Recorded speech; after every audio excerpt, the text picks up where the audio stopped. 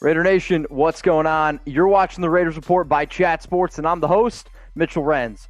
You probably clicked on this video because you saw the title, Raiders Trading for Brandin Cooks. Well, the internet, the NFL world went absolutely insane when Cooks tweeted this out.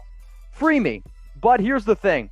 We do a lot more than just Brandin Cooks rumors here. We do the latest news, rumors, daily videos all around the Raiders. So if you bleed silver and black, subscribe to the channel below and turn on the notifications so you know every single time we make a video.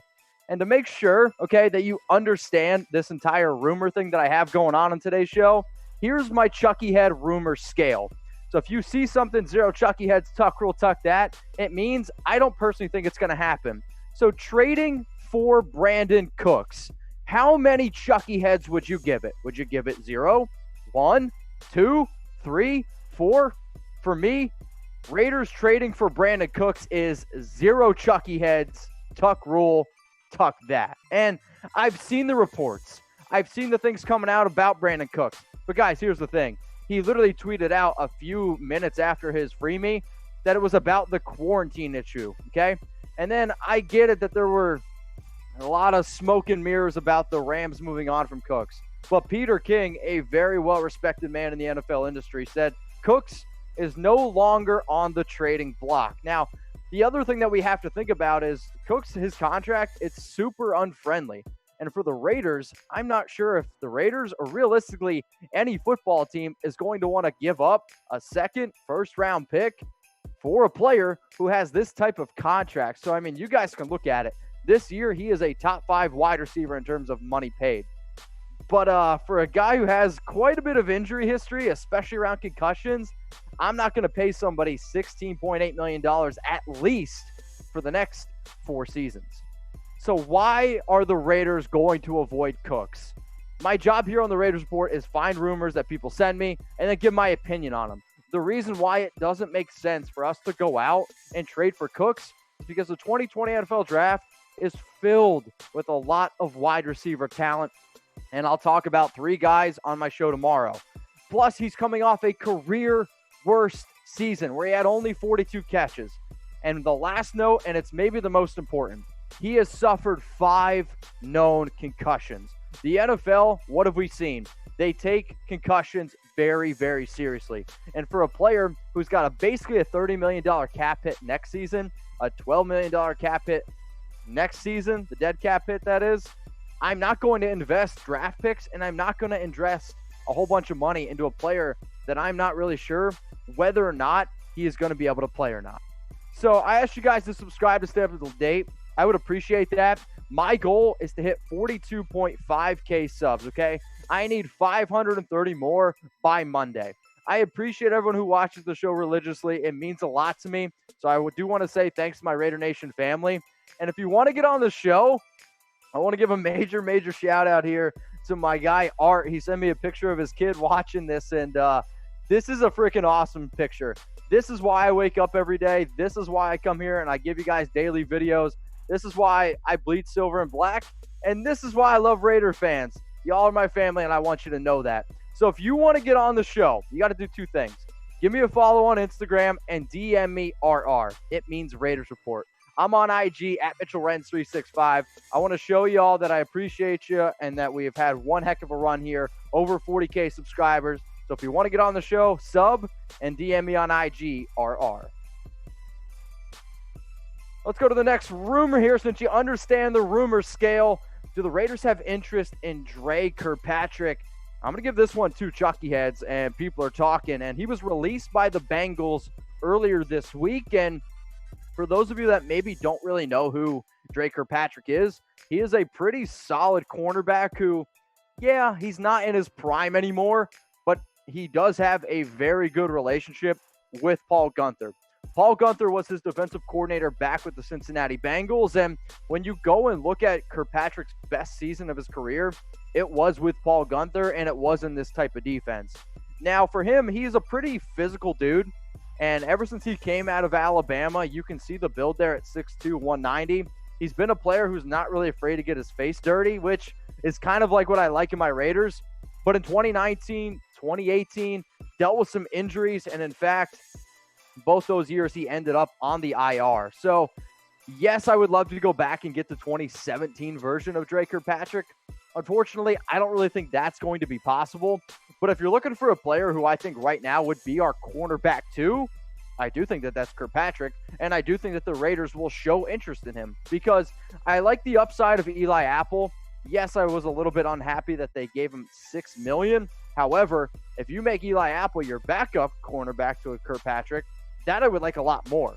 And if you want to talk about a player who can, I think, teach a young guy like a Trayvon Mullen, I do think Dre would be able to do that. Now, I'm interested to see what the Raiders go out and do in the draft.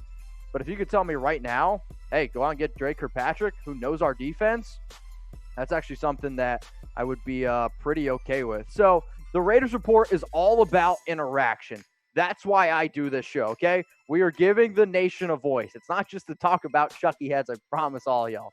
So should the Raiders go out and sign Kirkpatrick, I want you to give me a Y for yes, or I want you to give me an N for no. I got a special deal for everyone who's watching right now, so make sure you're listening.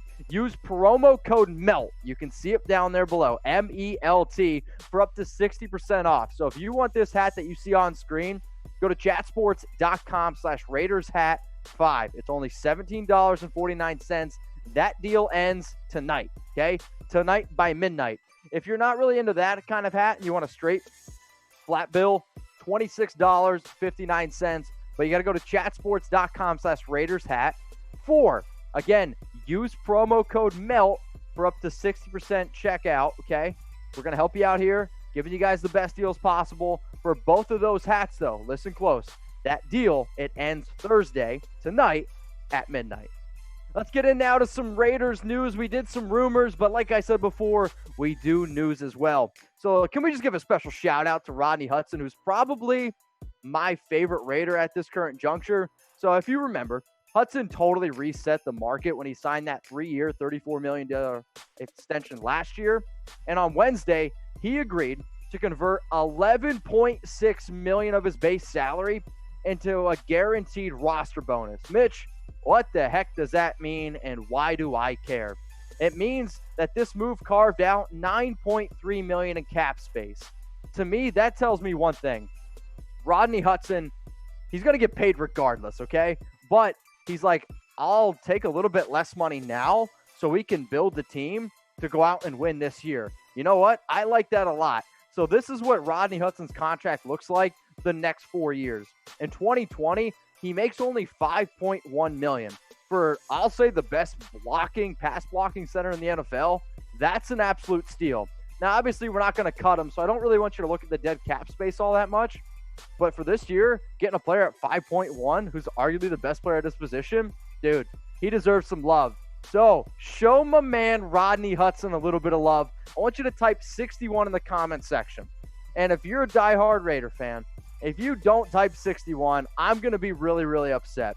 Because Rodney Hudson doing a move like this just goes to show that my man is all about winning. We say just win, baby, for a reason. And that's what Rodney Hudson's doing. So speaking of showing some love, I got this video from Kid Unicorn XD on Instagram, and I told y'all to challenge me on Instagram. Send me your challenges. Send me your stuff if you're watching my show. So my dude, he's got it going on. He starts doing this weird little dance, drops down, gives me 10 push-ups, and then chugs a beer afterward. Obviously, only chug a beer or take a drink if you're over 21. But if you want to challenge me on Instagram to push-ups, taking a shot, a beer chug, jumping jacks, I don't care. I'm stuck at home. I'm bored. Hit me up on IG at Mitchell Renz 365. Let's go to some more news around somebody that actually follows me on Instagram. Shout out to my man Jordan Devey. Devey, he re-signed with the Raiders today, right before I went on and made the show. So last year, he started 4 games for us, 2 at left guard and 2 games at right guard. But I think when I really think of why the Raiders brought back a player like Devey, it's his versatility. Dude can play guard. He can be the backup center to Rodney Hudson if, God forbid, anything were to happen to him. Last year, his season was cut a little bit short due to that torn pectoral. I was in my DMs. I was talking to him. He says he's ready to go. He's excited to be a Raider. Jordan, we're happy that you're back. But it does add a lot of depth now at our for our linebackers, for our offensive linemen, because we re-signed Incognito. You brought back Denzel Good. You have Cush now. You got Lester Cotton. Devey's now back on the team. I've been saying this for weeks now, okay? Weeks and weeks and weeks. Are the Raiders moving on from Gabe Jackson? I'm going to give it 3 Chucky heads, and I think that it's pretty likely. And this is something that, again, if you're a loyal watcher, I've talked about numerous times, and it kind of kills me because I personally love Gabe Jackson. But when you look at the dead cap hit, $0, and you can save $9.6 million for a player who missed 5 games last year due to the knee injuries. But also, I don't want the Raiders just to cut Gabe Jackson. If we can trade him and get something back, like we got a 5th-round pick for Kelechi Osemele, that's what I want. But you got to start looking at this timeline here, okay? And the reason why I think that they're moving on from Jackson, look at it. December 30th, 2019. You signed Richie Incognito. Denzel Good, January 9th. And then, little plug here for us, on January 24th, that was the first time I talked about the Raiders moving on from Gabe Jackson. But wait, we're not done. Then, okay, the trade talks involving Jackson, they popped up March 9th, which is very, very common for a team that if you don't trade him, you're going to have to end up cutting him. Then March 21st, the Raiders, they go out and sign Eric Cush. And then today, they re-sign Jordan Devey. Bottom line, the Raiders, they still need to free up a little bit of cap space. And I love Gabe Jackson. But if you can free up $9.6 million, maybe that's the way to go. But Incognito, Good, Devey, Cotton, it's getting a little bit crowded there for the Raiders' offensive lines, especially at the guard position. But like I said before, I don't want the Raiders just to cut Gabe Jackson. If you can at least trade him, hey, why not do it? But I'm genuinely curious what you think Gabe Jackson's trade value is. So if you made it to the very end of the video, I appreciate you very much. Comment below what Gabe Jackson's value is. Raider Nation, what's going on? Is this the #1 Raiders channel on YouTube? For Chucky heads, believe it, baby. And if you haven't already, subscribe right here. I'm giving you Chucky heads, news, rumors, Raider Nation rumors. And look at this, I'm making your life easier. Check out my next video. Thanks for watching, and go Raiders.